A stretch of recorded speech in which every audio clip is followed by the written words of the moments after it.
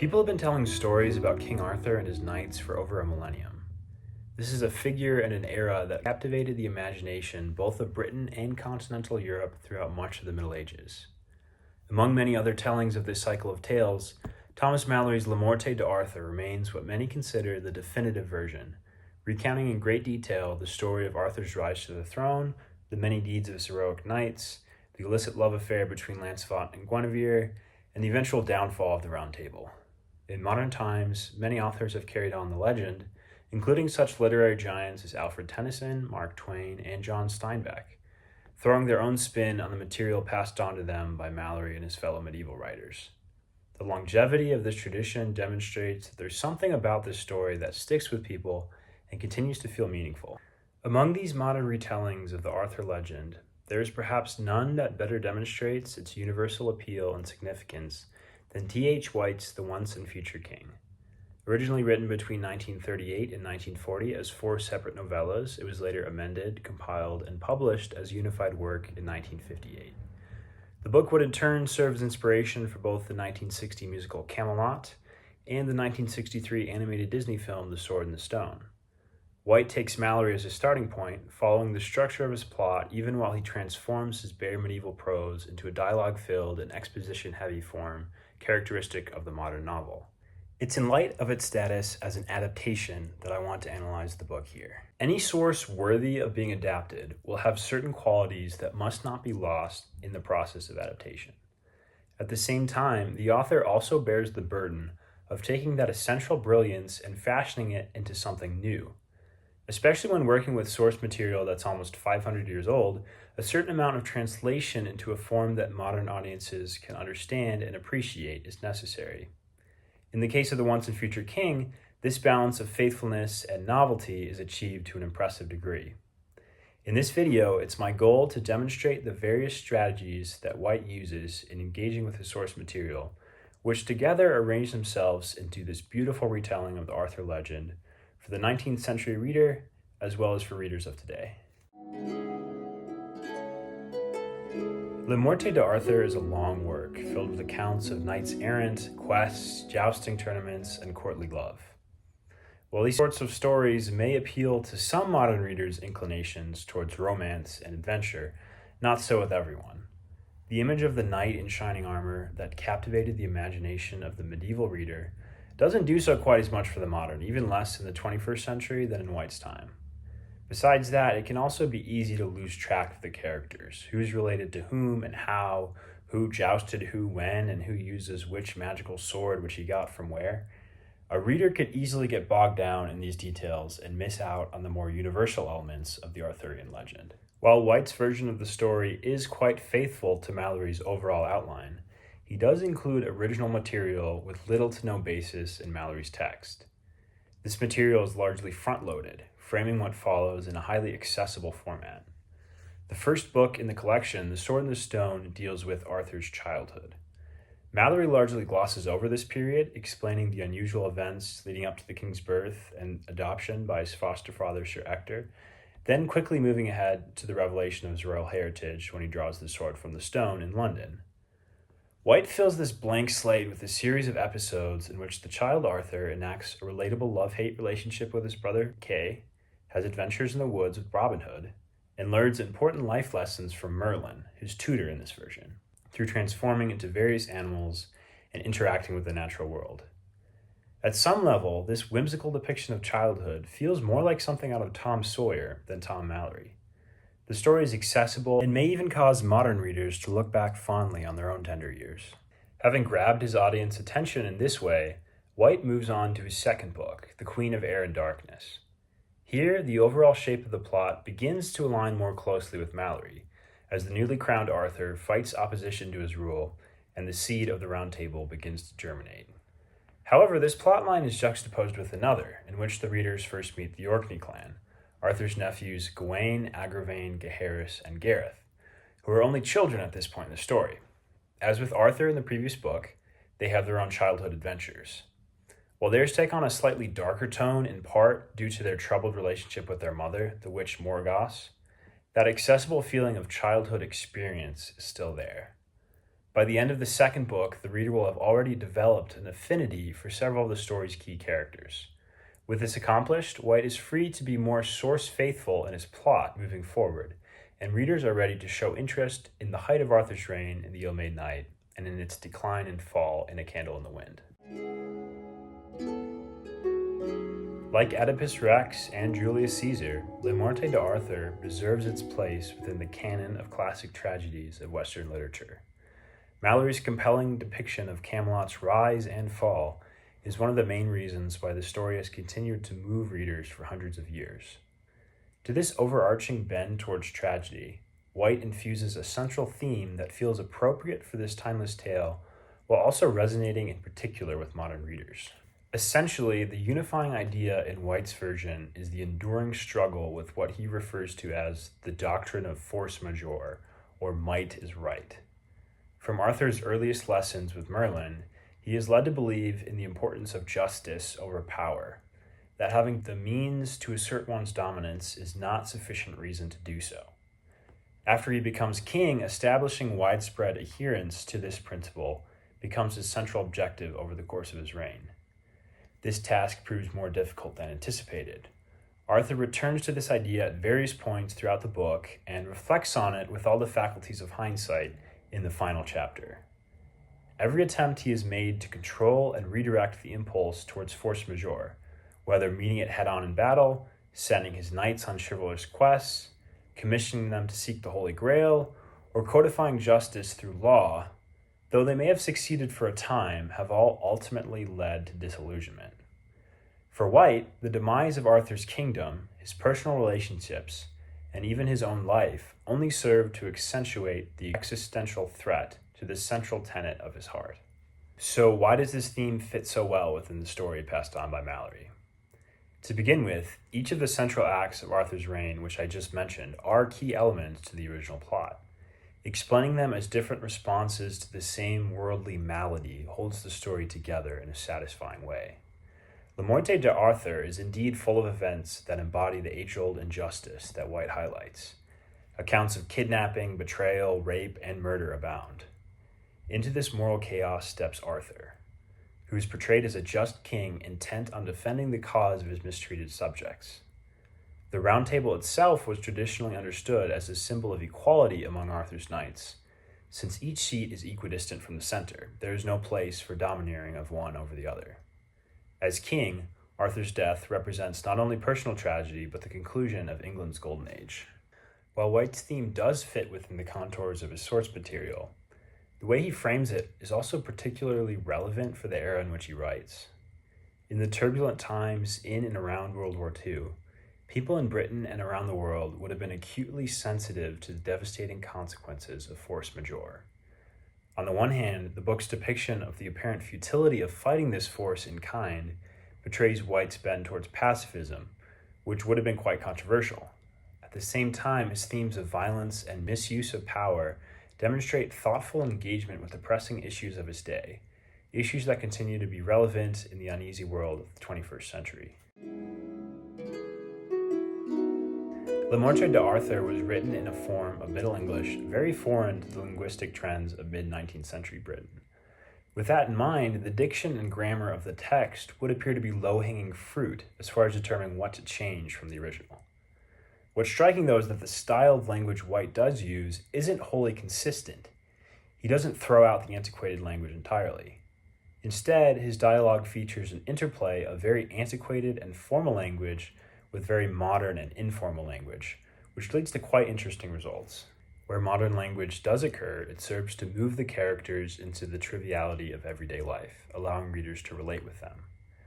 While some might come into the reading with an idea of these people as larger-than-life figures of legend, White depicts them to a certain extent as ordinary human beings. This can be seen through the use of nicknames. Lancelot becomes Lance, Guinevere becomes Gwen or Jenny, and Percival becomes Percy.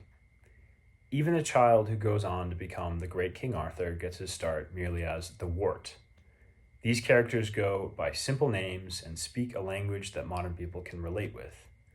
Some of them even speak in dialects that mid-century British readers would recognize from their own experience, like Sir Gawain, who, in recognition of his traditional association with the Orkney Islands, speaks with a Scottish accent. Sir Meliagrance, referred to as a Cockney knight, and King Pellinore, who frequently concludes sentences with the interjection, "what?" While the majority of the dialogue is written in an informal manner, White often interjects little pieces of verbatim quotes in Middle English, which he refers to as the High Language. When juxtaposed in the more humorous scenes with White's typical informal style, these quotes work to great satirical effect. For example, when King Pellinore challenges Sir Grummer with the declaration, "You must stay and joust with me, false knight," the latter responds by suggesting he ought to have used the more formal "thou shalt," to which Pellinore agrees and profusely apologizes. Similarly, when Lancelot is asked by a distressed damsel to retrieve her hawk from a tree, he uses the High Language to express his aversion to climbing. "Well, fair lady, since that you know my name and require me of my knighthood to help you, I will do what I may to get your hawk, and yet truly I am an ill climber, and the tree is passing high, and few boughs to help me withal." One would expect this style of speaking to be used to heighten the drama in more intense moments, but even after making light work of countless knights in battle to this point in the story, the great Lancelot seems to consider climbing a tree to be the more dramatic feat. Readers can't fail to catch the irony of the situation and to glean some entertainment value from it. These satirical usages aside, White's use of the High Language does indeed heighten the drama in other more pro moments. After following along with these character stories and coming to a moment of great significance for them, a well-timed quote from Malory can serve to be just the right thing to bring the scene to a head. Thus, when Lancelot agrees to fight a duel of honor on Guinevere's behalf, his expression of emotion comes in a statement in flowery style, which is followed by an aside from White explaining that he always fell into the grandeur of the High Language when he was moved. One of the longer excerpts in this style comes late in the book when Lancelot reads a letter from his sworn enemy Gawain, now on his deathbed. Having earned this bit of dramatic indulgence through masterfully telling the story of their tragic rivalry, White really strikes a chord with his inclusion of this material here. "And I will that all the world wit that I, Sir Gawain, Knight of the Round Table, sought my death at thy hands, and not through thy deserving, but it was mine own seeking. Wherefore I beseech thee, Sir Lancelot, to return again unto this realm, and see my tomb, and pray some prayer more or less for my soul." For a modern reader, to read an entire book written in this style would quickly get old, but bringing it out in these big moments can still leave a strong impression, capturing a small piece of Malory's epic grandeur. While allusions to specific details of Malory's text abound, White doesn't limit himself to a single source of inspiration. References to other authors, customs, events, and objects percolate the story, filling its world with lively colors. As with his use of language, White's allusions draw from both medieval and modern. This balanced approach bridges the gap between the cultural landscape of Malory and the cultural landscape of modern readers. White's many medieval references demonstrate just how well-versed he is as a scholar of that era. This adapter knows not only his source, but also its cultural context. One area where this expertise really shines is in his description of falconry. This sport wasn't exclusive to the Middle Ages. In fact, White was an avid falconer himself, which makes sense of his inclusion of the practice in his book and also lends reasonable confidence to these scenes' authenticity. Though hawking does continue to be practiced today, it held a much more prominent role in the culture of medieval nobility. White places the moment Lancelot first falls for Guinevere in the context of a hawking outing. In the build-up to this section, he cites two medieval authorities on falconry. The first of these is James I, who notes that the sport is an extreme stir of passions, which will prove relevant. The second source, Abbess Juliana Berners, explains how the type of bird Lancelot uses here, a gerfalcon, was normally reserved exclusively for the use of kings, an indication of the position of trust Lancelot holds with Arthur, and perhaps also a foreshadowing of the line he will cross with Arthur's wife. While readers might expect references to medieval authorities on falconry to bore them, the snippets included here actually serve to push the story forward. Their practicality also creates a sense of the past as a piece of reality in which readers share. Another medieval reference that stands out comes immediately after Lancelot reads the aforementioned letter from Gawain towards the end of the book. Having learned from the letter that Sir Mordred has taken control of Britain, Lancelot rushes out to muster his knights to join with Arthur's forces in opposing him. Before White shifts his focus back to Arthur himself for the book's final chapter, he pauses to insert one final word on Gawain. Having picked up the discarded letter from the floor, Sir Bors, who is Lancelot's cousin and right-hand man, takes a moment to ponder Gawain's signature. He spelled it out twice and tapped his teeth. Gawain. I suppose, he said out loud, doubtfully, they would have pronounced it Cuchulainn in the north. You can't tell with ancient languages. While this allusion may feel obscure to modern readers, a bit of research reveals that Cuchulainn was the name of a mythological hero from Irish and Scottish folklore, who may in fact have served as an early template for the figure that would become Gawain. White's inclusion of this reference here highlights the fluid nature of the development of myth over time, giving just a taste of the diversity of medieval traditions that came to a head in Malory's work. By referencing pre-Christian sources, he invokes a feeling of reverence through the appreciation of antiquity, sending his character off as a tragic hero of epic proportions. Even without knowing the context for Cuchulainn, the casual reader should still be able to pick up on some of the sense of antiquity through the word's non-English root and the mention of ancient languages. While references like the ones I've just mentioned do enrich and authenticate the book's medieval setting, part of the task of making readers feel at home in this space also involves creatively including modern references as well. Many of these references come through the character of Merlin. Taking as his starting point the fact that the well-known wizard is traditionally understood as having the ability to predict the future, White adds his own distinctive feature to the character by depicting him as actually experiencing time backward. While the mechanics of this abnormality are left unclear, it does make for some entertaining failures of communication induced by the wizard's temporal confusion. It also opens the door wide to modern references. When the reader first meets Merlin, he is living in a woodland cottage filled with curious objects. Among many ingredients for potions and other magical items, there are also such objects as a gun case with all sorts of weapons, which would not be invented for 1,000 years, the 14th edition of the Encyclopedia Britannica, and a complete set of cigarette cards depicting wildfowl by Peter Scott. These objects have no business being in the home of a medieval hermit, but their inclusion would have piqued the attention of White's original audience in mid-19th century Britain. White's modern references serve more purposes than comedic effect. Political philosophy ties in closely with the book's main theme. One way White addresses these ideas is through referencing contemporary political movements. At the onset of Arthur's kingship, the reader is privy to a conversation between the king and his closest advisors, Merlin and Kay. The topic of conversation is the moral justification of war. When Kay suggests that a king who has found a new and better way for life may be justified in imposing it through warfare, Merlin responds in a quite provocative way. Very interesting. There was just such a man when I was young, an Austrian who invented a new way of life and convinced himself that he was the chap to make it work. He tried to impose his reformation by the sword and plunged the civilized world into misery and chaos. British readers who had experienced World War II firsthand could not fail to recognize this thinly veiled reference to Adolf Hitler.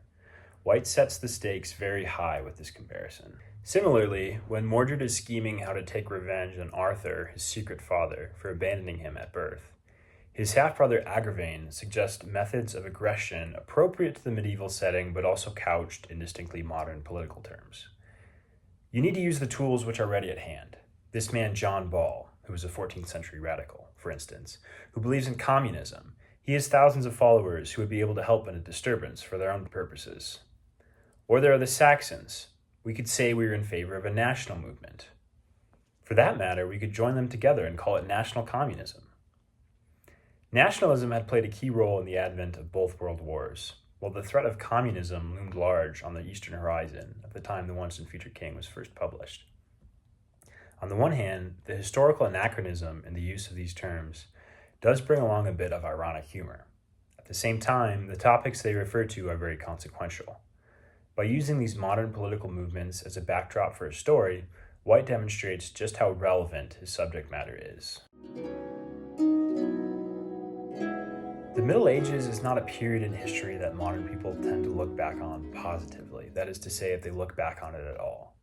In our post-Enlightenment world of technological advancement, democracy, and pluralism, many would question whether anything good can come from the Middle Ages. A product of his own time, White himself shares a healthy dose of skepticism towards the past. This is apparent in Merlin's definition of chivalry as being rich enough to have a castle and a suit of armor, and then, when you have them, you make the Saxon people do what you like.